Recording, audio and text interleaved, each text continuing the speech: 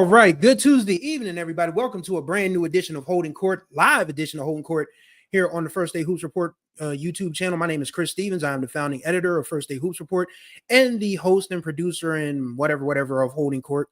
Welcome in. Greatly appreciate you guys for watching. As always, obviously it's a brand new format. Normally I record Holding Court and then just put it out on YouTube, but I wanted to go live because felt like we had a lot to discuss with the state tournament just finishing. All state ballots are going to be voted on, and will the DSBA will distribute all state teams on Friday. And then, of course, right now on the TV, I got it on mute because I can't concentrate on what I'm trying to tell you guys if the TV's loud. So watching the UD number 12 seed UD in the Coastal Athletic Championship game, playing number 2 UNC Wilmington. And want to start there really quickly. I find it interesting that the Coastal could potentially have egg on their face, blue hen, egg. You get it. But when UD announced that they were leaving the Coastal for Conference USA, which is where they'll be for every sport next year, the Coastal kind of, dogged them out in some respects. Like last night was the first time that the UD men had been on the Coastal's national television package. And of course they beat number 1 seed Towson. Niles Lane had one of the nicest alley-oops you'll ever see in that first half. We posted it on the First Day Hoops Report Instagram stories. You might still be able to check that out because I don't think the 24-hour limit is up yet. But UD potentially winning this whole thing. They beat Stony Brook, they beat Campbell, they beat William and Mary, and then they beat Towson yesterday. Now they got to play UNC Wilmington. It's going to be hard because UNC Wilmington beat them by 30 the last time they played. So this UNC Wilmington team is 26-7. So I mean, this ain't no slouch here that Martin Inglesby and the gang are facing, but they deserve a ton of credit for being here. And it's funny because the Coastal literally just tried to play in UD's faces. Now by the end of the night, they might have to be presenting Martin Inglesby and AD Rawak with the Coastal Trophy. Funny how things work. But yeah, UD came into this tournament 12-19. They're 16-19. They have to win the tournament to have any kind of postseason appearance because most of these postseason tournaments, like the NIT, the CIT, the CBI, they really don't take teams under 500 for the most part. So UD's got to find a way to win. Starting for UD tonight is Eric Timko, Trent Middleton Jr., Niles Lane, as mentioned before, with the filthy alley-oop, John Camden, first team all CAA. So this is the lineup that Inglesby is going with. It's the one that's got him this far. So that's the one I think that has the best chance because this Towson team, they got flamethrowers. They got two guys that average 20. So you got to have guys that you account for in that regard. So, but yeah, if you guys are just joining us, be sure to leave a comment, like the video. And if you're new to the YouTube channel, subscribe. If you're new to the Facebook page, like the Facebook page. All of that stuff is very important because the more eyes and ears that get to see this stuff, the more that people understand that we got a good thing going on over here at First Day Hoops Report. And before I start talking about the high school stuff, I really want to thank everybody that has said a kind word about the job, I've, tried to do this year. It's hard. I mean, because a lot of people don't understand that First Day Hoops Report, I am First Day Hoops Report. There's no staff writer. There's no staff photographer. There's no night editor. Like back in the old days, I know the News Journal, once upon a time, people always complain about the News Journal not publishing box scores anymore.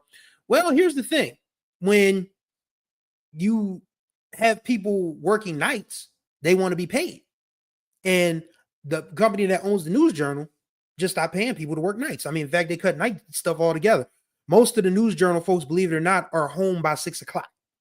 And that's with every newspaper. I mean, I'm not just, putting this on the Journal. Most newspapers just be like, all right, we're get what you can get before our 6 o'clock deadline. Because back when I was working in newspapers, yes, I used to work. I worked at, I was an intern at the Delaware State News in 2005. Andy Walter definitely put me through my paces. And I was like, why is he kicking my butt so hard at the time? But now I appreciate it because it just taught me the value of hard work and that this thing ain't done until it's done, basically. So back in those days, deadlines used to be like 10:30, 11 o'clock. The legendary David Hughes, who was who used to cover the Orioles, and when the Colts were in Baltimore, he used to cover them for the News Journal. He was the copy desk chief at the time. And Gene Bryson was the night editor, the late Gene Bryson, who used to cover Delaware State for the News Journal. I learned so much under those guys. So whenever you guys hear me talking about newspapers, you know that I'm going deep into the well because I've been in this business a while. But yeah, First Day Hoops Report is one person, me. when people ask, it's so funny because I was leaving St. Elizabeth one day, and Julius Wright's mom, she's like, I know you. I know you. She's like, don't tell me. Don't tell me. I was like, I'll wait. She's like, your First Day Hoops Report. Yep, that's me. So yeah, shouts out to JT, his mom, his brother Eric, his dad, real good people. They really show a lot of love and support. Greatly appreciate them. So yeah. And everybody who's had a kind word, there's my guy, Strictly GP. You know, we usually cut up together whenever we're on the sidelines covering games and stuff. It's always been a pleasure to work with him. And you know, he's the one that he's the devil on my shoulder when it comes to a lot of things behind the scenes. So if you guys ever see me, you know, out of character, blame G. So, but I usually just, you know, try to keep it simple, keep it cool, because it really doesn't benefit what I'm trying to do and what I'm trying to do for the game if I'm too worried about what this person's saying or that person is saying, even though there is one person, actually two people, and these are adults, mind you. Kids, I can't be mad at kids because kids are going to crack jokes. Kids are going to say things anyway because they're kids. It's what they do. But it's grown people that I have a problem with for the most part. And maybe I'll get into that a little later, but it's really not important. Even if I just feel like grinding, if I just feel like throwing shots, I'll throw shots and I put names to it. I don't have a problem with it. So yeah, not that big of a deal for me. Trust me. But either way, getting back to the point of this, high school basketball this year was really, really fun.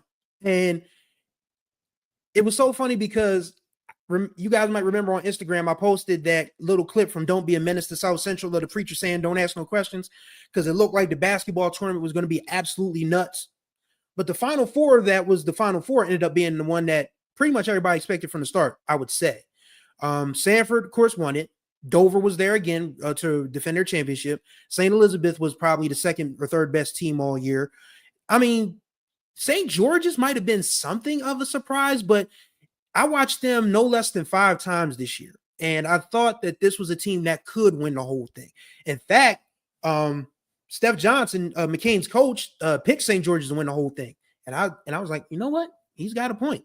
And they looked really, really good right up until the last 2 minutes of the fourth quarter of that semifinal game. So about that game, and this is something that has nothing, it's not just a St. George's thing. It's not a Delaware thing. It is a national thing. We in crisis, y'all, because kids don't know how to break a press. Kids don't know how to throw an entry pass, or Brahim Wilson once pointed out, they can't throw out a bounce pass.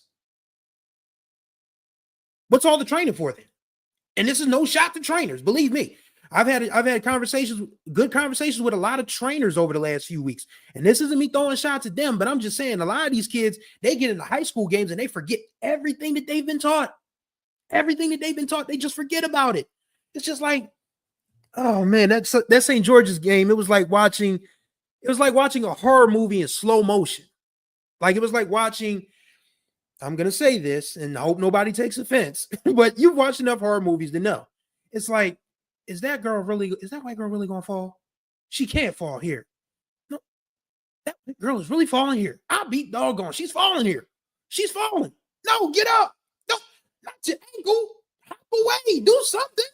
That's what it was like watching that St. George's Dover game in the final 2 minutes of the fourth quarter in overtime. It was like, geez, Louise, I cannot believe this is happening.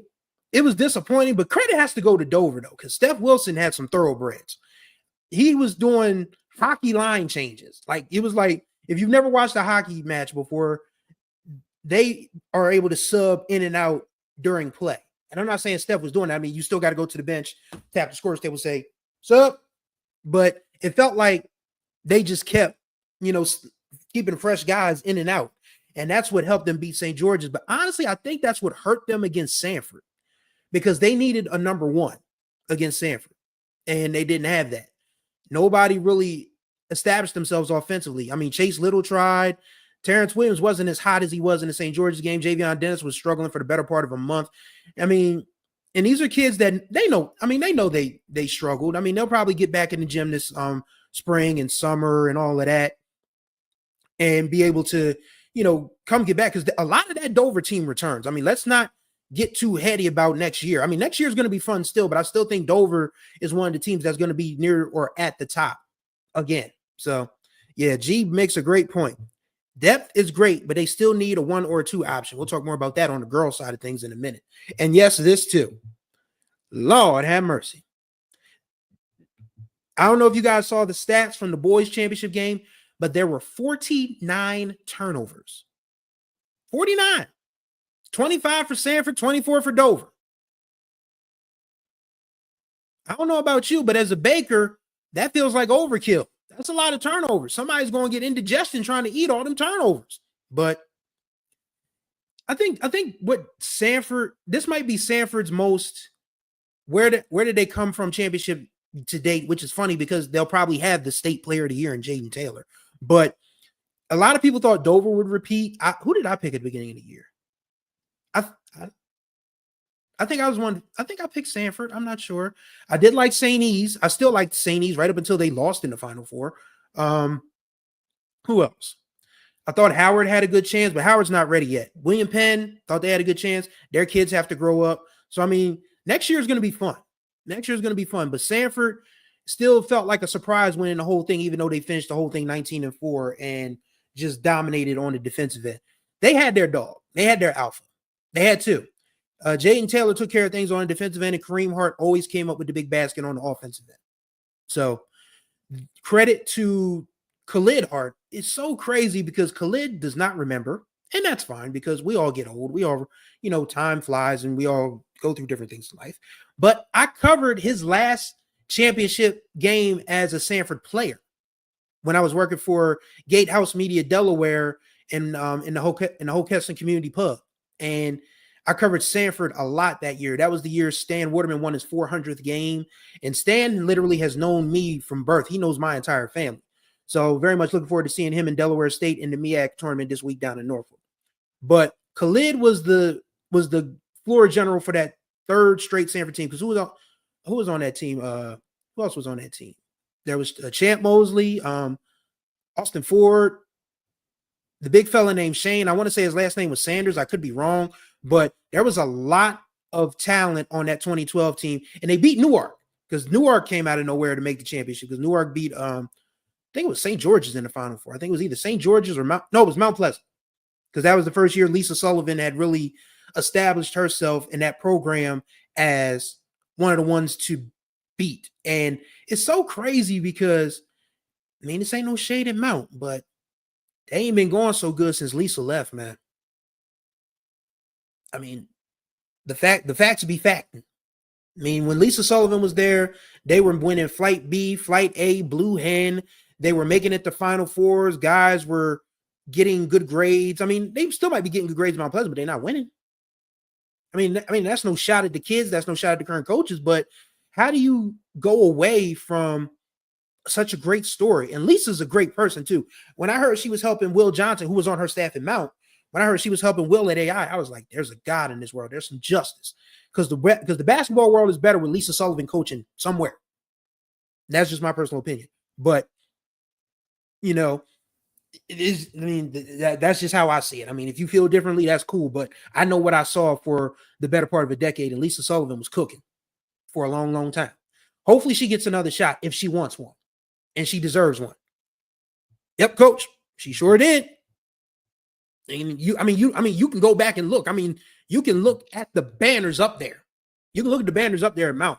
You can see conference championships that they hadn't won since the 90s, or in some cases the 60s or the 70s. And that was when Lisa Sullivan was coaching. Just saying. But yes, I think what makes, getting back to the point about Khalid Hart, it's so funny to watch a dude that you covered play basketball now coach his alma mater and lead them to a championship. And Sanford has had 4 different coaches win the whole thing. The first one was Gil Jackson. I did a story about the 1979 Howard Wildcat girls, who were the first Howard girls team to win anything, and he was their head coach. Tom Samosic, who I didn't have a chance to because I was 10 years old when I was 9 when Sanford won in 91. And then, of course, Stan took over in 92, and then he won the next 8. And then here comes Khalid Hart to win another one. So they won 11 championships with 4 different coaches. That's how you that's a program. That's not a flash in the pan. That's not a that's not a trend. That is just building something and building on top of it. So they've won the most state championships of anybody on the boys side. And I don't know what they're going to look like next year though, because Jaden graduates, Kareem graduates. Nico McNeil graduates. They'll have Trevor Webster back. They'll have DJ Jones back. They'll have Azir Elgood, who's probably going to be the state's best point guard going into next year. So they won't fall off, but I don't know if I'm ready to make them the preseason. By all virtue, they'll be the preseason number one, because as Ric Flair once said, to beat a man, you got to beat the man. So I think, that Sanford team is going to be number one going in, but if they can, how can they maintain it going throughout the course of the season? That is the question that remains to be seen. Yeah, they graduate a ton. They graduate a ton, but it was good they got that championship in, because Jaden, he's probably going to win player of the year because he passed the eye test on so many levels. For one, he's 6'8". You can't teach 6'8". There's a lot of stuff you can teach, but you can't teach 6'8". That's there. And he was a defensive game changer. G, leave it to G to check me. Yeah, Nick is excellent. Let me not discount Nick. And he's a Howard Wildcat. I'm a Howard Wildcat. Shout out to the class of 99. Yeah, Nick is going to be great next year. That Howard team is probably going to be on a short list of teams that's a favorite to win it next year. Absolutely. I thought they had a chance this year, but they just could not do anything with St. Elizabeth in that quarter. Second straight year that's happened. So it's very tough, but that team that Coach Matthews has, they'll be back. They only graduated one senior, Jeremiah Riley, but everybody else is scheduled to come back. Nick Besa, Bryson Lane, Caden Brown, Dominic Awamakula, Mink Handy. There's a lot of talent on that team coming back. So yeah. So we got 2 votes for Nick Besa going into 2025, 2026 as his best PG. That's fair. That's more than fair. So there's a lot of talented kids in the state, because as I was cleaning up Sunday, Amber Hickman Taylor, Jaden's mom, was like, "Thank you for all the coverage that you give," and she was updating me on one of her Boys and Girls Club kids, Anaya Pulliam, who of course played at St. E's when they went undefeated in 2021. She was on the Kutztown team that just made it to the Division II national tournament. I said to Amber, there's kids here. People just got to come watch them. And she's like, yeah. We got so many talented kids on the boys and girls side. It's important that we, as a journalist, you can't play favorites, you can't play sides, but you can, report on the good stuff that they do. That's why this is called First State Hoops Report. We report on First State Hoops. That's what we do here. So we report the hoops. We don't get into any of the extracurricular shenanigans or any of that. It's about ball here. It's always going to be about ball here. And I'll talk more about why that's important in a minute. But I think the biggest thing that I took away from the boys state tournament this year is, once again, that you need in the boys and girls tournament is that you need people. You need dogs. You need dogettes, because we don't use the female term for dog around here. Because it wouldn't make any sense, because who's going to call teenage girls that word? But yeah, you need dogs and dogettes, basically. And that's why Caravel won the whole thing, because Speedy just would not be denied this year. Like, Speedy just hit. She's always been an intense and high energy player, but she was in another gear this year. She was absolutely in another gear this year. So there was no denying her. Cherish Bryant was there. Russell Westbrook, she did a little bit of everything. What's crazy is they graduated 2 players who you could consider their heart and soul. Josiah Crawford, she played at Livingstone. Anaya Price is with Nia Pulliam, and Abby Hearn from Cape Henlopen. Shouts out to those 3 on that Kutztown squad. So Caravel, Larry Banks graduated 2 players who they could rightfully consider their heart and soul, and they were still the best team in the state this year from start to finish. That just tells you how locked in Speedy and Cherish were. And we got to give credit to Jordan Tate and Bryson Strickling, who played way better than they usually did in the Final Four. I mean, those are talented girls, but there were some times when it just felt like they could just do a little more. They could just do a little more. They didn't leave anything on the floor in the Final Four. I mean, they did a pretty good job against Ursuline. They clogged the middle, which made it tough for Gigi. And then, of course, they just were just too doggone big for St. Elizabeth. So that was a team effort. And then, of course, you have Mackenzie Hunter, the sophomore, coming off who makes the starting lineup and is their designated three-point threat. And Zeta Rock, she didn't get a lot of publicity from a basketball perspective, because from a softball perspective, she's going to be playing Division I softball at the University of Maryland next year. So she's used to that publicity. But as a basketball player, she was big for them. Like she was able to give Jordan and Bryceland enough rest to where they could, number one, avoid foul trouble, and number two, be fresh for the third and fourth quarters. So Zeta deserves a ton of credit. Also, she was on the 2022 team that won state championship. So she is going to leave her she's going to leave her high school career with multiple championships in girls basketball and softball. That's somebody who we should be thinking about for 2026 Athlete of the Year. Shout out to my DSBA cohort compadres. We'll meet on Friday to discuss the All-State team. But yeah, that Caravel team just wouldn't be denied this year. They didn't care who was in front of them. And give them credit for how much better they played against Ursuline, because the first time they played Ursuline, they looked like a deer in headlights. They looked lost in the sauce. And that sauce, of course, was Gigi, because Gigi was rocking and rolling from the start. And Gigi's one of those players that I liken her to probably what's the best comparison I can make from a musical standpoint? Because everything I think about music, because I'm a music nut. That's just I'm a music fan. That's just how I get down. I think she's kind of like Michael Jackson in some respects. Like, people paid top dollar to see the King of Pop, and they were never disappointed. Gigi is one of those people that just gets people all wound up and ready to go. And UD struggling early. It's 11-5. They just had a shot clock violation. Just to give you guys an update on that. But yeah, Gigi is one of those performers that you would pay to watch, and you would not be disappointed, because she gives 110% every time. I think what hurt Ursuline this year was two things. Oh God, here this guy goes.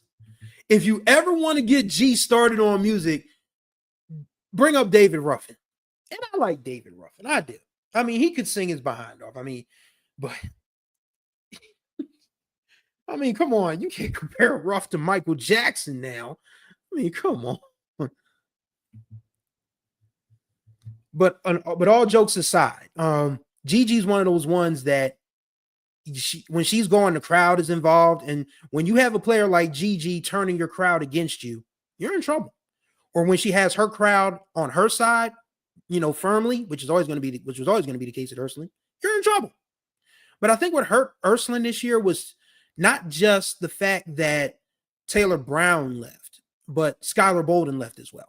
And we saw Skylar's potential in the state tournament run. Like, she definitely played some of her best ball. She didn't get to play last year because she had a foot injury. Then she hurt her knee during the summer months. So she missed a crucial summer for her, in terms of what college coaches want to see.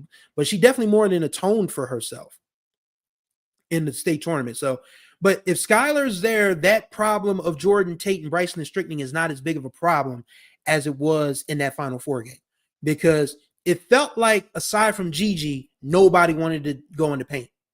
And that you cannot have. I don't care who it is. I don't care if you had prime Elena Deladon down there. I don't care if you had prime Val Whiting down there. I don't care if you had prime Kiara Manlove, now Kiara Wooten, who is coaching at Westchester. I don't care if prime Ali Kubek was down there. You got to attack the basket. And Gigi was the only one that wanted to attack the basket Wednesday night. And that's what hurt, because Ursuline's shots, for the most part, were out to lunch from the perimeter. Gigi was the only one. Monique Foote, too, who's actually coaching at William Penn right now. So, yeah, Ursuline's jump shots, save for Gigi, were just like missing in action on Wednesday. And Larry Banks and Caravel, credit to them, they said, okay, we'll give you that. You ain't been hitting. We'll give you that until you start hitting them. And it didn't happen for another player, Sanaa Johnson, until it was too late. So Caravel really they slayed, as I told Speedy, they slayed all their dragons leading up to that St. E's game. I mean, they had a hard time playing against Sanford. They beat Sanford in double overtime in one of the strangest games I've ever covered. They beat Ursuline in the Final Four after getting jackhammered by Ursuline the first time around. And then, of course, St. E's played them tough the first time around, but Speedy was hurt at that point. So, well, all right, let's see. All right, it's 13-7 UNC Wilmington. UD has the ball right now. They're looking for NBA range three-pointers. I don't know why, but, you know, hopefully they learn to, like I said, attack the paint. Okay, there's a drive to the paint, and okay, he missed. But still, you get into the basket. But yes, Ursuline really hurt themselves by just not attacking. And I know Coach Noonan knows it, and I know his staff knows it, and I know that's something they probably, impressed upon the players after the game was over. So it's tough, but now we have to ask the question. We asked it during the holding court.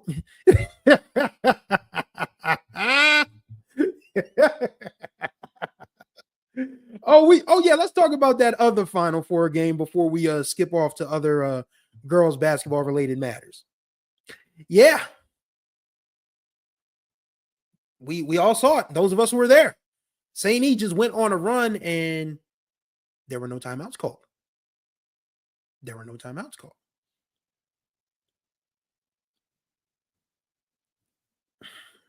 You got to stop the bleeding at some point, be it with a tourniquet or a band-aid. You got to stop the bleeding at some point. And Sanford just bled out on the girls' side. What hurt Sanford, and I'll say this, and it's probably going to piss some people off, but I don't run from danger. I never have. But if they have Adriana Chambers, they probably win the state championship. They do. Because she didn't score very much, but she was a point guard that could get everybody else the ball. Jada, as good as she is, that responsibility zapped her energy offensively because she had to make sure Naomi got touches. She had to make sure Ellie got touches. She had to make sure Asia got touches. And then by the time, she's ready to do her thing, she's got 2 and 3 girls around her. And it's like, that probably frustrated her to no end. But, if Adriana plays, they probably do win the whole thing because they played the best stretch of basketball coming down the stretch of anybody on the girls' side, save for Polytech probably. And Smyrna as well. But yeah, those 3 teams came into the tournament on a straight heater. And felt like Sanford, if Adriana doesn't get hurt in the Ursuline game, they probably do win the whole thing. But other than that, Caravel really was the best team from start to finish. Just, they lost 1 in-state game all year. Their other 2 losses were to teams from Maryland and New Jersey. They lost to Paul VI from Haddonfield, South Jersey. They also lost to Mount Zion Christian from PG County. So their only in-state loss with the Ursuline. You lose to those 3 programs and everybody else, you beat, then you're a really good team. And they earned their way to the Final Four. You can't say that nobody dodged them, nobody ducked them. They didn't duck anybody or dodge anybody. They beat everybody that was in front of them. They beat the 16 seed, who was going to be next. They beat the number 8 seed, who was going to be next. They were going to beat the number 5 seed, who probably should have been number 2 or number 3. But that number 5 seed was the defending state champions, and they beat them. And St. E was always going to be a good team regardless. I mean, it's just the way the brackets just came out real crazy this year. But it's water under the bridge now. So now everybody's got to start getting ready for 2026. I would think going into next year, before we start talking about 2026 on the girls' side, we got to ask. And I know we got people in the chat. I know we got people watching this on YouTube and Facebook. Don't be shy. So, do you think that Gigi stays? That's a question that's the $64,000 question. And when you look at everything she's accomplished at 15, 16 years old, she'll be a 2-time player of the year as a sophomore, 3-time first team All-State. I mean, first team All-State is an 8th grader, 9th grader, and 10th grader. Only other girl to do that, Elena Deladon and Khadijah Rushton. Those 2. You know those 2, don't you? So 1,000 points already. A state championship. was very close to a second and the third, because they led in that Sanford game in 2023. But Dallas Pierce said, I'm not losing my last game. I don't care what happens. Because I'll never forget that 23 championship game. Gigi went to the third and fourth quarter just like killing. And Zai Kilgo, who of course is playing at Cornell now, got hurt. Like she went into concussion protocol. And they didn't have a point guard. Dallas said, give me the ball. And Dallas just rocked from start to finish in that fourth quarter. And Tyler Edwards played really well. Naomi Allen cleared the boards. They did a wonderful job, stepping up when Zai got hurt. But that was the Dallas Pierce legacy game. Dallas said, I'm not losing my last game. I don't care what I have to do. And she did a little bit of everything, including score her 1,000th career point on the final free throw of her career. How's that for a storybook ending? But yeah, Gigi was like a heartbeat away from 3 straight state championships. There's literally nothing else that she has to prove in this context. But yeah, Coach Winnington says, bigger question is there a benefit to her leaving when she is already heavily recruited? And also adds, but it would not surprise me if she does leave. I think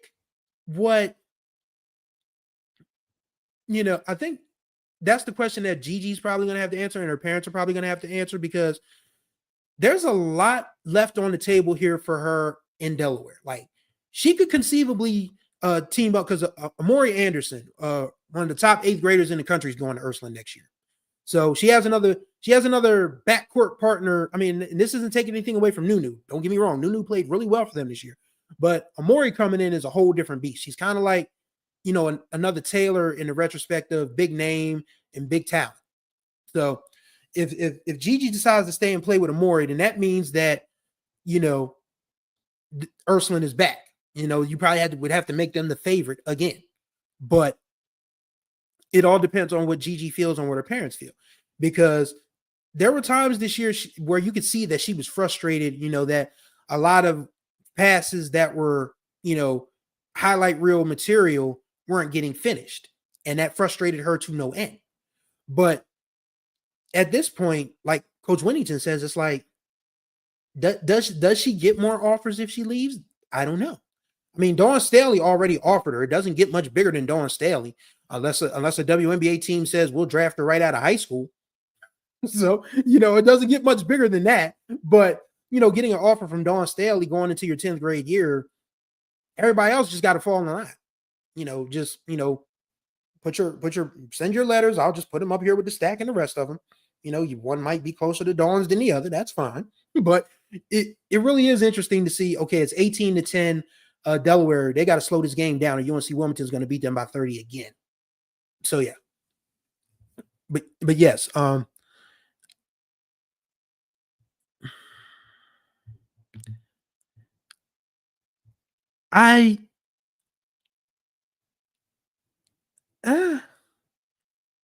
she ran out of gas. That's my excuse. I'm copping pleas for Gigi. She doesn't need me to, but I'm copping pleas for Gigi. She ran out of gas. In that Final Four game, because that Lamar Mason of Czech Rock was sitting next to me at the press table. I said when she hit that last 3-pointer to pull them within a possession, I said that's an easy 32. And then when I thought about it a little more, I'm like, she really expended a lot of energy, because she needed somebody to join her in that moment. Last year it would have been Taylor, because Gigi and Taylor scored 45 of the 49 points Ursuline had in that championship game against Caravel. The only other player to score a point in that game is Olivia O'Hara. And of course, she's playing, I believe she's playing Division I lacrosse next year, if I'm not mistaken. So you got a Division I lacrosse player and 2 of the top class of 2027 girls, not just on the East Coast, but in the country. So that was what got them over the hump last year. That's what got them over the hump last year. There wasn't a Taylor on the squad this year. And again, I'm not taking anything away from Nunu. I'm not taking anything away from Nia Murphy. I'm not taking anything away from Kat Lang or Clara Gordon. Clara Gordon impressed me with how aggressive she was on defense. Like, Clara was like, you ain't getting by me. Like, you can do whatever you like. You can do all this if you want to. I'm here with it. and I'm going to be right here with it. I have the lateral quickness to keep up with you. So you can rev your dribble all you want. You're not going to get by me without a fight. So yeah, Claire Gordon played really well defensively. I mean, that Ursuline team, it wasn't a superstar team, but it was still good enough to win a state championship. They just missed the shots that they normally make. That's the bottom line. That's the bottom line. Yeah, can't run out of gas at the next level.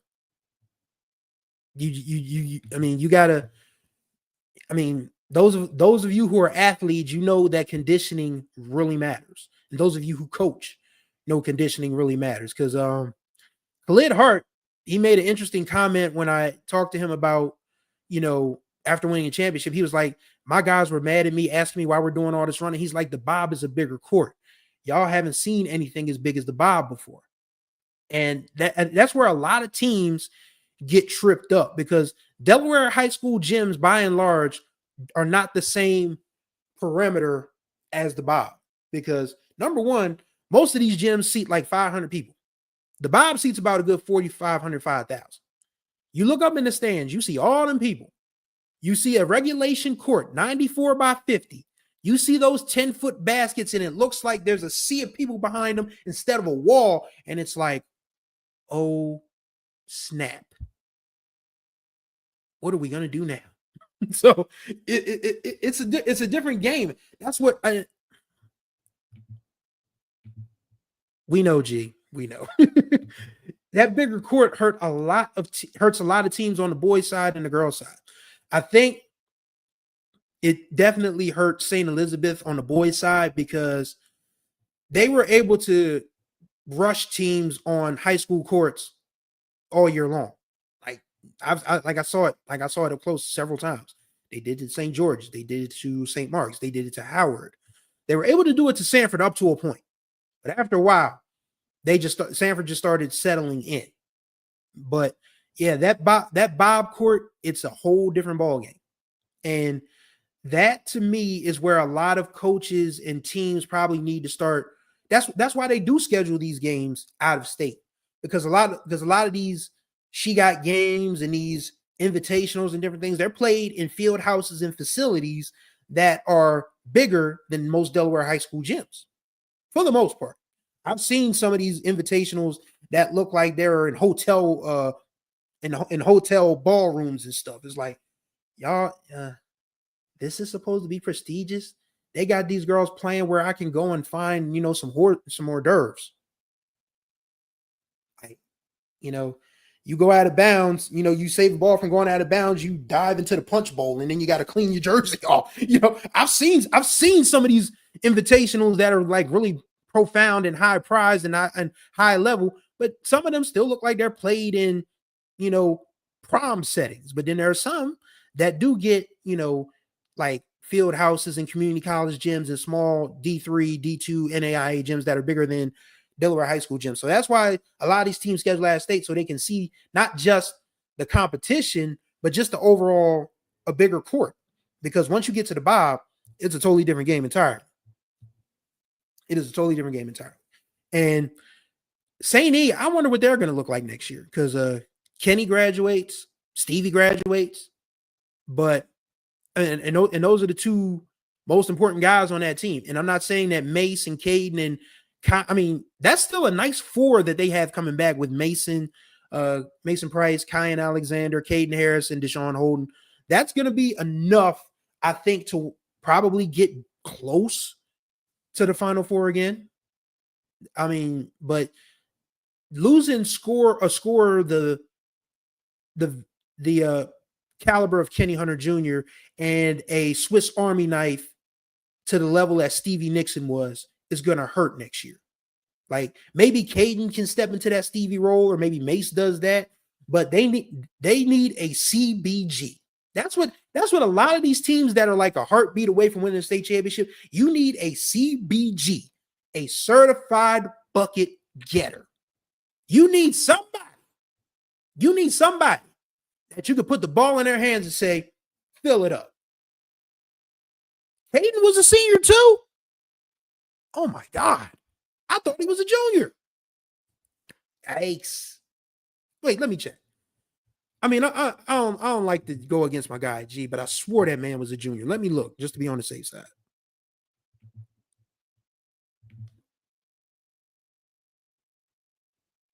Yep, G's right. So yeah, they lose Caden, they lose Stevie, and they lose Kenny. Uh, uh, uh.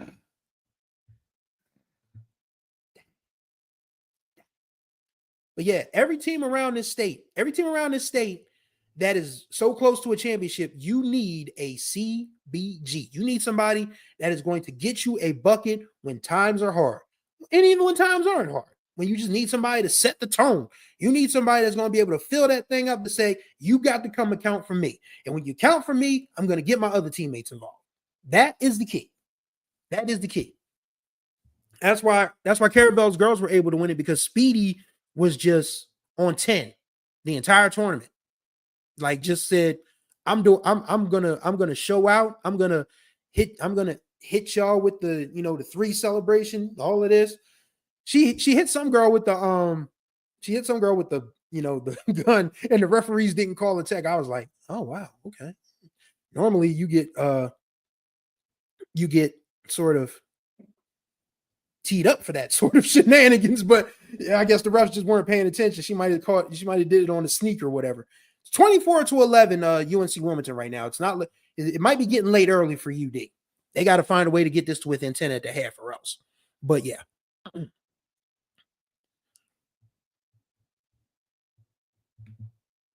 G says the 3 they got coming back will keep them in the mix, but they need to find some parts to go with. Kyan will score heavy. Deshaun will be a maestro with the ball, and Mace will be a much bigger force.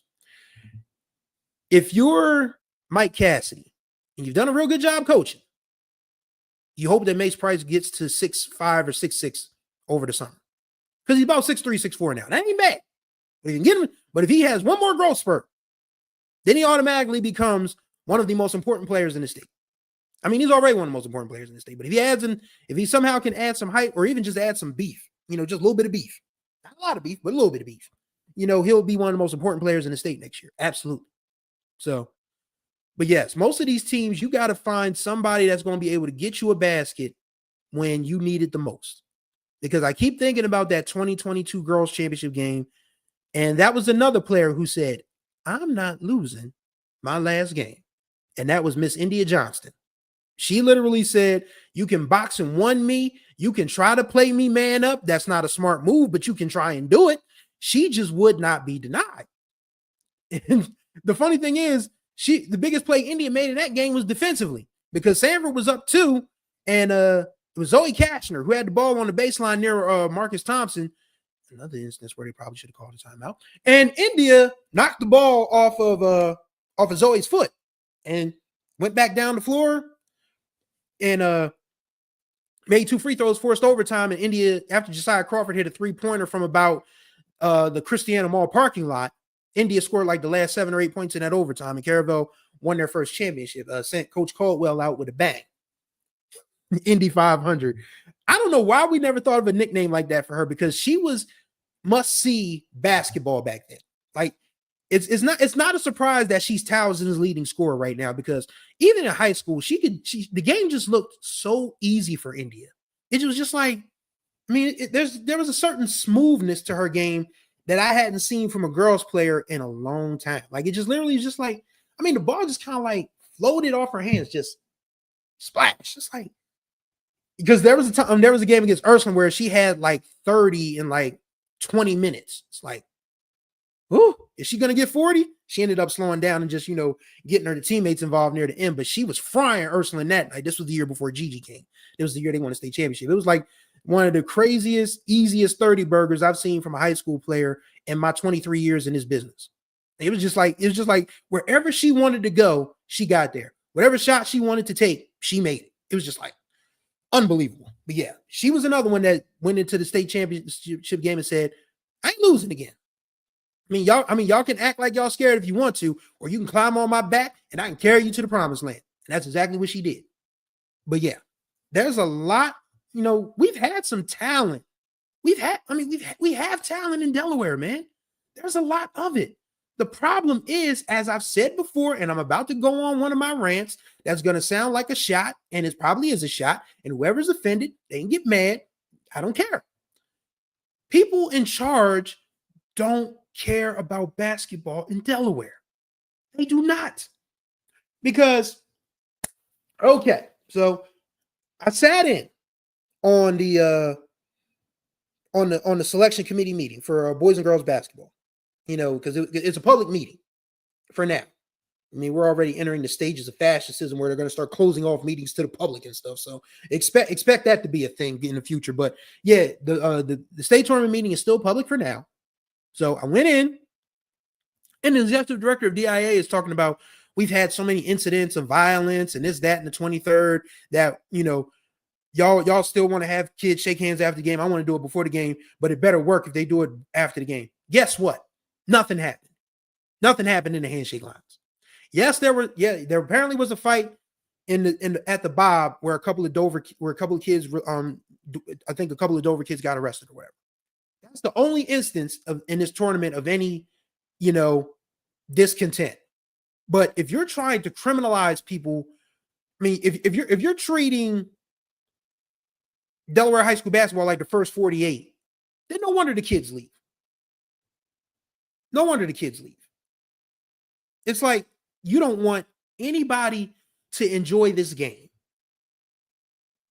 You want everything to be, you basically want these kids to be robots. You want these, granted, a lot of adults do need to check their behavior with how they react to calls and how they, big up their kids and try to, play down other kids' accomplishments. There are a few adults that need to check themselves with that. I'm not going to deny that part of it. But if you're just trying to sit here and say that there's a criminal element in basketball, then why are you in charge of a high school athletics organization? You might as well be Department of Homeland Security. You might as well work for the Department of Justice. You might as well work for Cash Patel if you want to do all of that. But yes, I went to, how many state tournament games I go to here? I did girls first round game, boys second round game. I did every round of the tournament, including every game at the bottom. There was not a sound. There was not. There were a lot of loud complaints. The Dover people, they loud anyway. That's just how they are. They just increase the volume wherever they go. It's that country thing. Dover people are just loud by nature. But as far as any of this, kids aren't going to know how to behave in a handshake line. Really? It's a joke. And if you don't have respect for basketball, you can't be mad when the kids leave. And you can't be mad when they try to transfer to places where the schools have a little more resources, which is funny to me because two teams that were hurt by the transfer rule this year were William Penn and Sanford. If Penn has Zy Gibson and Riz Whittlesey going into the tournament, they probably give St. George's a tougher fight. They might actually beat St. George's in the tournament. If Seaford has the older Matthews brother, there's no way. And I like Cape. I like Steph. I like Steve Ray. I like Jameson Tingle, Jordan Downing. That's a good team down there. But if the older Matthews brother plays, they probably win that game. Seaford doesn't go out in the first round. So if you're going to, and I've said this before and I'll say it again, you can keep kids from transferring, but you're only skirting the real issue. And that's the fact that public schools just do not have the resources that these private schools, these charter schools, and these vocational schools have. And that's by design. Wilmington Charter opened in 1999. And once Wilmington Charter became successful, and then people was like, okay, we can live without a public high school in Wilmington. And everybody's like, okay, we can live without a public high school in, Brandywine 100. We can live without a true public high school in the Newark Bear Christian area. And that's what's going on right now. So you can be you can force kids to stay in places where they won't be seen, but it only is going to amplify the issue that public schools in Delaware are pretty much dead on arrival. And nobody's done anything about it. Red Clay cut their nose off to spite their face. When they made charter, when they opened Wilmington Charter, when they opened Delaware Military Academy, when they reassigned Conrad as a science specialty school. I mean, you killed A.I. DuPont, you killed Dickinson, you killed McCain. So I mean, what the fact that anybody from that district, anybody from those three that has made a state tournament in the last few years on either side of the coin is impressive. I mean, Lucky Price just took AI's girls to the Final Four this year. Last year. Dickinson made it to the tournament this year. McCain boys made it to the tournament last year. It's crazy to think about it, that those schools who literally were kneecapped by their own district, not by the state, not by a charter school, but their own district, are still competitive in anything is mind-boggling. It's absolutely mind-boggling.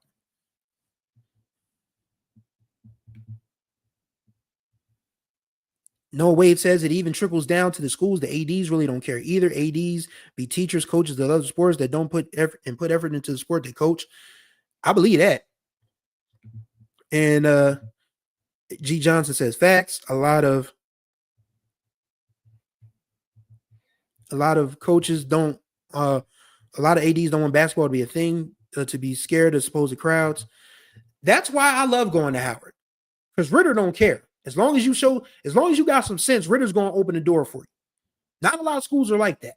But I can tell you the schools that have ADs that literally just, will work with the crowds. I mean, there's Dan Ritter at Howard, probably the greatest football coach of the last 25 years. There's Reagan Hidalgo at AI DuPont. When Lucky had AI girls selling out, he never panicked. Who else can I think of? Shucks. There's a couple of them. I mean, most of them are private schools, though. I mean, when Miss Jones Samaniski, Miss Sam, when she was AD at Sanford, she checked with me all the time. She was like, Chris, do you need anything? Let me know how I can be of assistance. I miss Miss Sam, because she was one of the best ADs, not just from a work with standpoint, but just to talk to during the games. Like, so many of these folks are just like, they act like they too big to talk to you now. These ADs and these principals and folks like that. But Ritter's not like that. Reagan Hidalgo's not like that. Miss Sam wasn't like that. I mean, there are a lot of good ADs. There are a few that literally just were like, like, do y'all really like sports, or is this just or is this just a stipend for y'all? Is this just a bonus? Is this just a Marshawn Lynch, I'm just here so I don't get fined situation? And look now, UD's down 31-26 with about 90 seconds left in the first half. So they've made some inroads here. So they're still in this. And there's a Niles Lane missed shot, but they just drew a foul. So yeah, UD's back within 5, going with about a minute, 17 seconds left. So they're close. They're still close, because it looked bad early, but they got themselves back together. But again, the point is, if people actually cared about sports and basketball, and there are people that care about sports. There are people that care about sports. They just don't care about basketball. Like, there's never been a crowd control thing with football. I mean, baseball parents are among the worst parents I've heard in my entire life. Like, they literally need to be escorted from the field the way they be dogging umpires out. So, there isn't any concern there. There isn't any concern about softball. There isn't any concern about lacrosse, soccer, swimming, wrestling.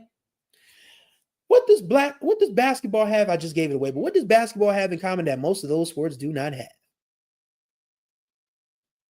Black people. And people are going to say, oh, the executive director, if that's what you want to call him.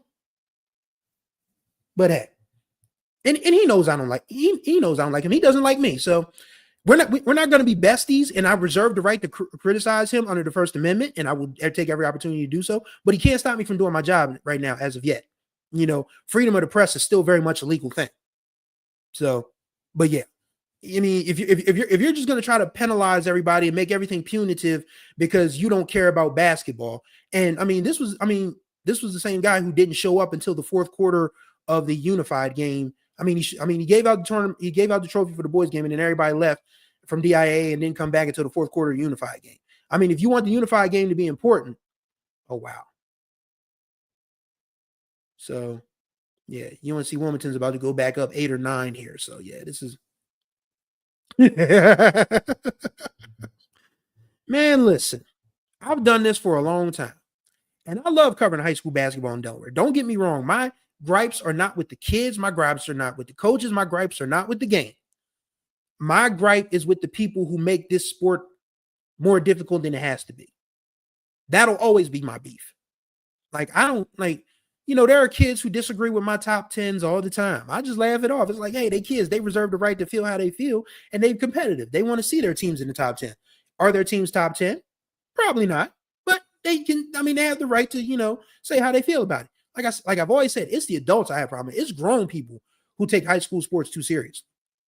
Or not seriously enough in some respects. Because there's a fine line.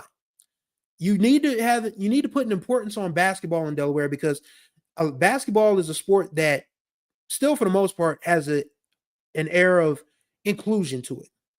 Basketball is getting more expensive. Don't get me wrong, AAU and all of that stuff, trainers and different things. But it's not like baseball where you have to pay for your own equipment. It's not like hockey, soccer, lacrosse, where you got to travel year round, even though basketball is definitely trending towards that direction. But basketball is still one of those sports that still has this level of inclusion to it. But if you're just going to sit here and say, oh, we don't want crowds because we're scared that these Negroes are going to get out of control, then why are you the executive director of anything? I'm just asking the question. Anybody can feel how they want to feel about it, but that's just how I see it. But yes. So on to the all-state teams. The Delaware Sports Writers and Broadcasters Association, we are likely going to meet this coming Friday. Our esteemed president, Chuck Durante, is going to pay for lunch, which is always nice. Thank you, Chuck. Greatly appreciate you. We're going to sit down. We're going to eat. We're going to look over the ballots. We're going to look at what everybody has. And then we're going to give you guys 30 kids per side. There's 5 on first team all-state, 5 on second team, 5 on third team, 15 honorable mention. So there are literally thousands of basketball players in the state of Delaware. Only 30 can be considered, only 60 total, 30 boys, 30 girls, will be considered all-state. And that does not mean you're a bad basketball player. It does not mean you are you're lesser than anybody else. It just means that the people that the media saw just established themselves a little bit more. And that's really what it boils down to. And it's not, and people that think that media folks play favorites, I think that couldn't be further from the truth. We don't get paid enough to play favorites, okay? Like, there are those of us who have other jobs outside of what we do with high school basketball in Delaware. We still got to feed our families. We still got to, those of you who have families, I don't have that problem. I'm a single guy with no kids, so I just got to feed myself. But even that gets expensive because I like the finer things in life. But all jokes aside, we don't get paid enough to play favorites. We don't. We go by what we see. We go by who had the better games. We go who teams went the furthest. There's no real science to it. I like to say it's like the Colonel's 11 herbs and spices, but it's really not that deep. But you know what else is funny? Coaches are encouraged to submit a ballot. Coaches are they're implored, actually. We beg coaches. We don't ask. We don't suggest. We beg coaches to fill out an all-state ballot. Some don't. Some do, but they don't put their own players on the ballot. What can we do? What can we do if you ain't going to participate? So when everybody thinks that all-state is like a popularity contest, it's not. It's a process. Yes, the media has a vote, but the coaches have a vote too. And if you're a coach that takes basketball seriously, wouldn't you want your kid to, get that publicity, get that love, get that attention from college coaches? Okay, it's halftime now. UNC Wilmington is leading UD 36-28. UD still has a shot, but they got to find a way to slow down this kid Bo from UNC Wilmington, because he was cooking them in the first half. But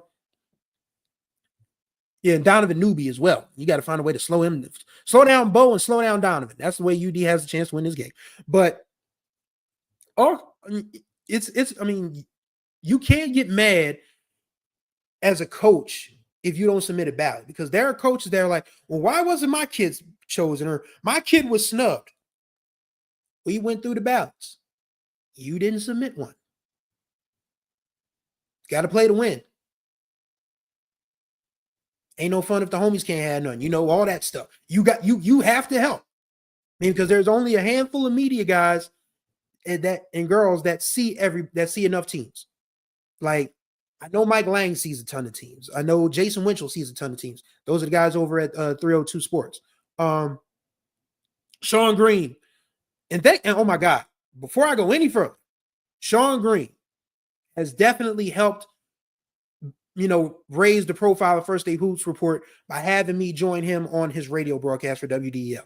So I want to thank Sean a tremendous deal for inviting me on, having me do color. I was doing, analyst stuff in between the boys and girls Final Fours, and I had a great time doing it.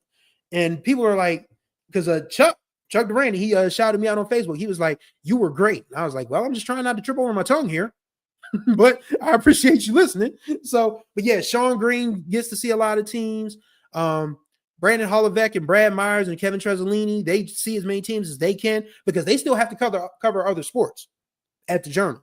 Andy Walter has Downstate on lock. So does Dave Frederick. So, these are these are only a handful of people that get to see thousands of basketball players. And that's why we ask coaches to submit a ballot. So if we missed one of your guys or girls and enough other coaches say, wow, you missed this kid from, we'll say, Brandywine, who averaged 20 and 10, or you missed this young lady from Polytech who was a double-double machine, or you missed this girl from Hodson who was playing really well all year long. That's why we ask coaches to submit a ballot, so you can help us out in the process. So when people ask, oh, wow, does DSBA have a thing against certain players? No, we don't. We just don't have a chance to get enough players because it's just not as, we don't have the staffs that we used to. I mean, there is no staff for First Day Hoops Report. There is no staff for WDEL. There is no, 302 and the Journal and Delaware and Delmarva Sports Network have a staff, but it's very limited. Andy Walter is the sports department at Delaware State News. So we just don't have the numbers. But if we had the numbers, we would probably take people's complaints more seriously. But it's only a handful of us, and that's why we ask coaches to fill the ballot out too. And when they don't, they're only hurting their players. So, all right, and yes,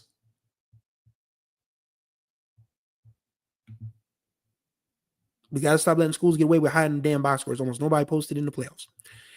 And yes, you're also relying on coaches, on stats that coaches are putting in or not putting in. So, let's talk about it.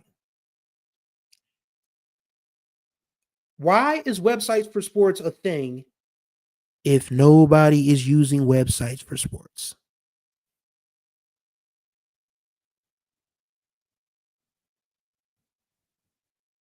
Just asking a question.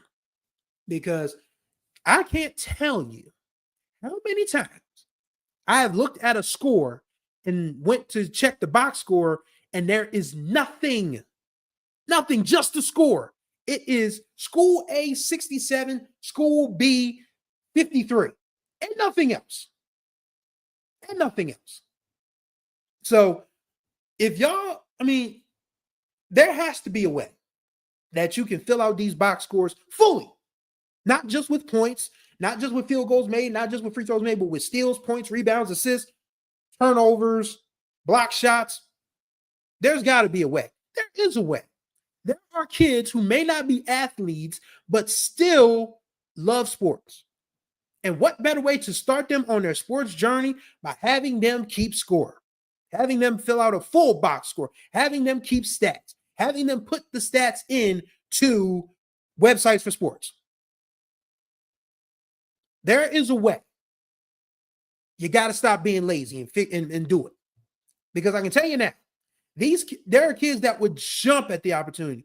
You can pull it like you. I mean, there are sports and numbers nerds everywhere in your high school. You can pull them aside and say, "Hey, do you would you do you need like a recommendation letter for college? Do you need some help with scholarships? Do you need some help with volunteering and different things for your college application? Fill this out." It's that simple. It's literally that simple. It is literally that simple. It don't take no thought. It don't take, you ain't got to pull teeth. This ain't brain surgery. This ain't rocket science. Pull the sports nerd from your school and have them fill in the website for sports box scores. As the dude in the ludicrous Get Back video once said, "Help me help you." That's all we asking for. We're not asking y'all to reinvent the wheel. We're not asking y'all to help us rob a bank, even though that's looking better by the day. We're just asking y'all to put these box scores in fully, because that helps us decide, wow, this kid is killing, 20, 10, and 7. Gotta go see him. And if they put up like a 20, 10, and 7, it's like, okay, all right, all state, put that to the side for an all-state vote. There are enough kids that want to be involved. Give them extra credit or something. Give them a varsity letter and all. Yes, it's not that hard. I promise you it's not. And this isn't an indictment of all coaches, because there are some coaches who really do go out of their way to fill out stats. I know Noonan does. Polytech really did a good job this year with, rebounds, block shots, and different things of that nature. Polytech girls, I was really impressed with. It's crazy. And Polytech is a team that kind of flew under the radar this year. Big up CJ Wilson, Speedy's pops. Congratulations again, to you and Speedy. She earned that. She absolutely earned that. And but yeah, there are ways to. Yeah, Polytech girls was a team that really flew under the radar. You know what's funny? Polytech had a brand new coaching staff this year, but the same team last year, and they won 19 games this year. Coaching matters. Coaching matters. Brand new coaching staff. I know Isaiah Robinson, who coached at Woodbridge, is one of the assistants. So, that matters a lot. But, there are ways that you can make this process easier on the media and potential college scouts and recruiters by just filling out a box score. It's that simple, people. That's all we ask. I mean, like I said, we ain't asking for too much. I ain't asking for a kidney. I ain't asking for a heart. As far as I know, God willing, I'm still in good physical health. So I don't need any of those donations. I just need somebody to fill out a box score so I can have a better grasp on putting together my all-state ballot. But I will say this. I hope that's something I can bring up when we meet with Chuck on Friday. We need to extend our deadline. I hope we extend our deadline past the quarters, because we have to turn in our ballots before the quarters. Before the semifinals, excuse me. So, but there will be players that establish themselves in the semifinals and the finals, but what they do in the semifinals and finals doesn't count because we've already turned in our ballots. So I would like for us to change that. I really would. I want us to include the semifinal, the final four, and the finals, so we can really have a full picture of what a player has done throughout the whole year. Not to say that 22 to 23 games leading into the Final Four and the championship game isn't a nice sample size, but the full picture of a Final Four and a championship game would help a lot more, because there were some kids that really either played themselves up or played themselves out.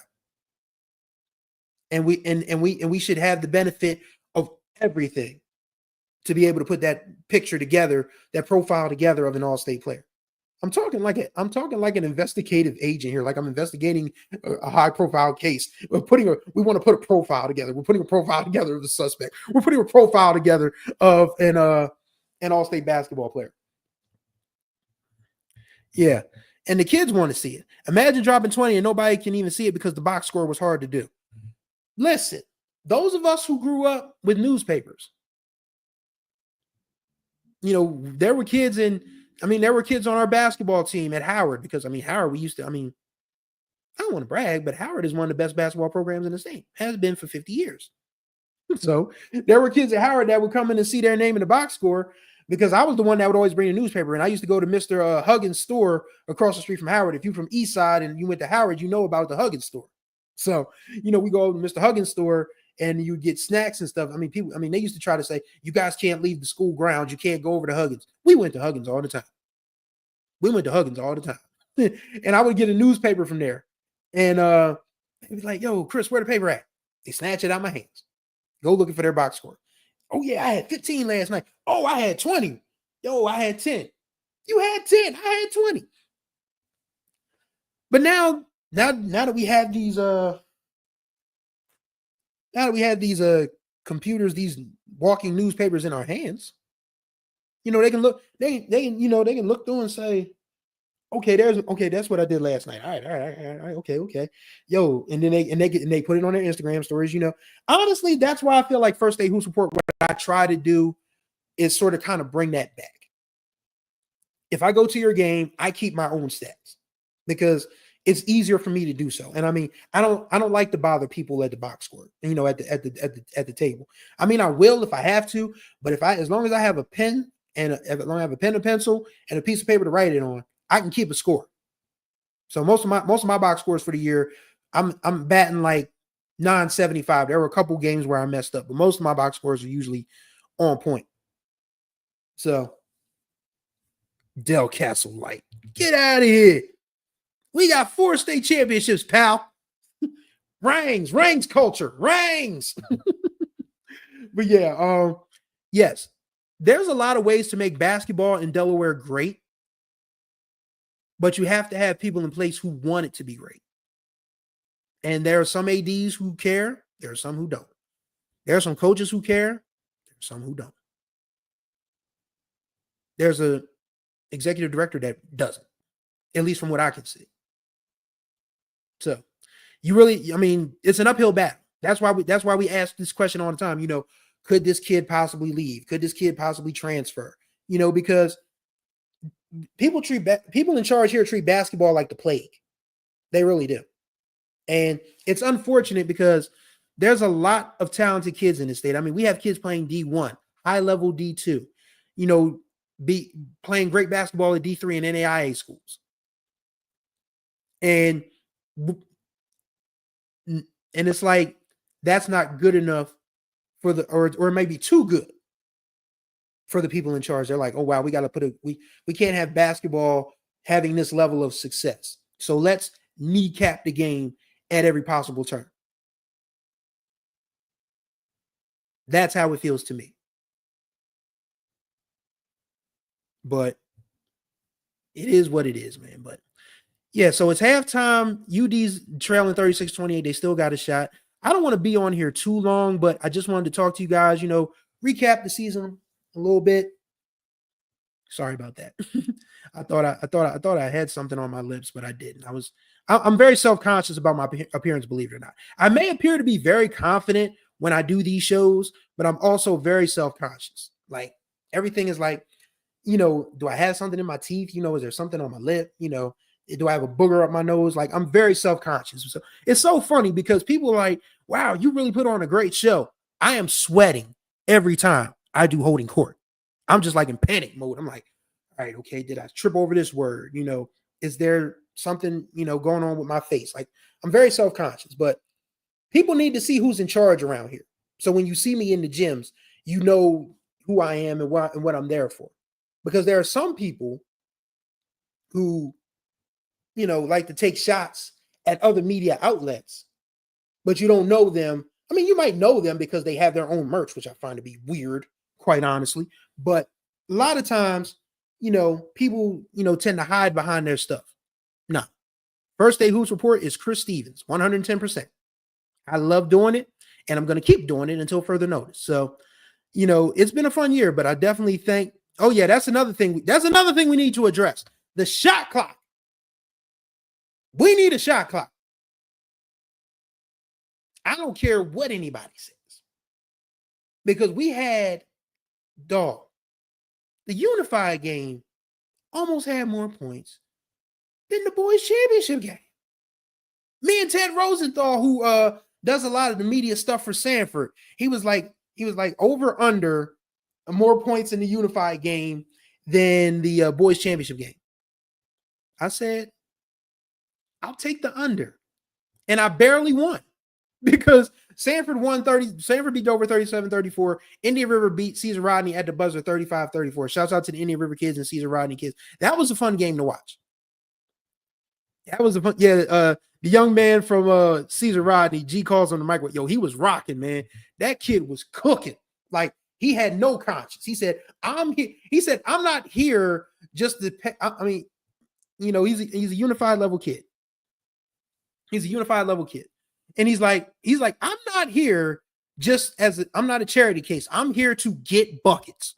And he got buckets. He was fun to watch. He was hitting them from everywhere.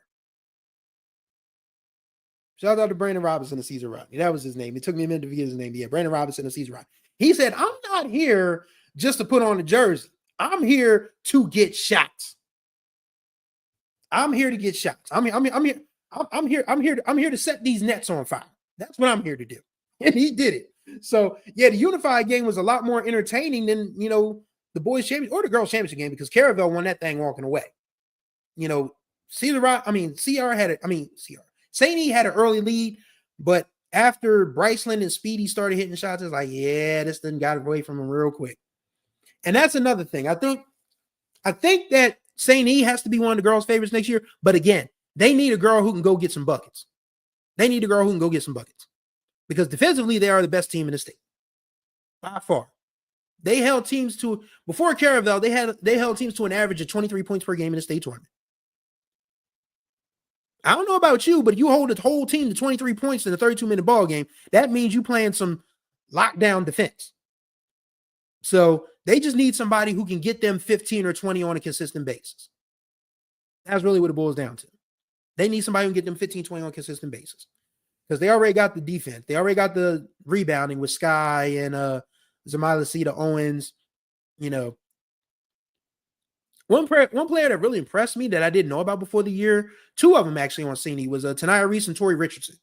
I mean, Tanaya literally was just like everywhere. She had one of the best plays of the tournament. I've posted it everywhere I could possibly post it, where she rips the ball from Asia Adams, dives after it, you know, gets on it, fires it. Tori goes in for the layup that ends up winning that semifinal game. And Tori is just like, she has no fear. Like, you know, she ain't but so big, but she ain't got no fear. So, but, and everybody from that St. E's team comes back next year. Everybody. They had no seniors. So I think they had to be near the top next year as well. But one thing the St. E's girls was missing is they just did not have one girl that could go get them 15 or 20. They go get it. If they find a girl that can get them 15 or 20, they probably going to be a favorite next year. So, but yes. All right. So now it's 39-30, UNC Wilmington. UD really going to have to start playing some tighter defense, or again, this is going to get away from them rather quickly. But yes. So we've been on this thing for almost 80 minutes. I think that's enough time. So, I mean, obviously I'm going to do more holding courts because I have to, because content is king, as my boss at HBCU Sports, Cameron Shine, says. Oh, yes. I do have a couple of things that are, working in works. We're working on HBCU Sports as not just a media outlet, but a podcast network. So I may have some news for you on that front. Stay tuned. And I also have a personal podcast. It's called Chris 2 Cents. And so let me see if I could put this in the chat really quickly. My YouTube channel, where you guys can find all my musings about sports, society, even my personal life. That's more so for the adults. The kids don't need to know about that. But for the adults who want to know what it's like to be a single guy in Wilmington, Delaware, I complain about that all the time. So if you guys want to check out my personal podcast, it is Chris's 2 Cents. And there's my YouTube channel where you can find that level of, my life if you're interested in such a thing. So you guys hit that subscribe button over there. Be sure to watch those videos. And there's also a Spreaker link. Let me get the Spreaker link up too. The Spreaker link. The Spreaker link. That's what it is. Let me get the Spreaker link. So if you guys don't want to watch me talk, you can hear me talk as well. So you guys can subscribe to my podcast and because I talk about music more than I talk about anything else. I love music. I mean, I love basketball and I love sports, but I love music as well. So, if you guys want to hear my thoughts on, why, the sound of Philadelphia is the greatest creation to ever be,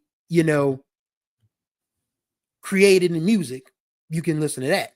If you want to hear my dating nightmare stories or even some of my dating success stories, you can check me out there. So yes, there's the Spreaker link and there's the YouTube link. I highly encourage you to subscribe to both. So if you adults are interested in my life outside of First Day Hoops Report, you can listen to those. So yeah, that's going to do it for this edition of Holding Court. I greatly appreciate y'all. Thanks to everybody who tuned in and that, share their comments. And this is going to be on the YouTube page as well. You just have to go under the live tab and just look for this edition of it. And you can still watch and still leave comments. So I thank you all for watching. We had a good season, and I'll probably do another Holding Court this Sunday once the All-State ballots come out, and we can discuss the All-State team some more if that's what y'all want to do. So thank y'all for watching. Greatly appreciate y'all's time. Until the next time we see each other, y'all take care of yourselves and each other. We out. If I can find the end stream button. Okay, we out. Bye.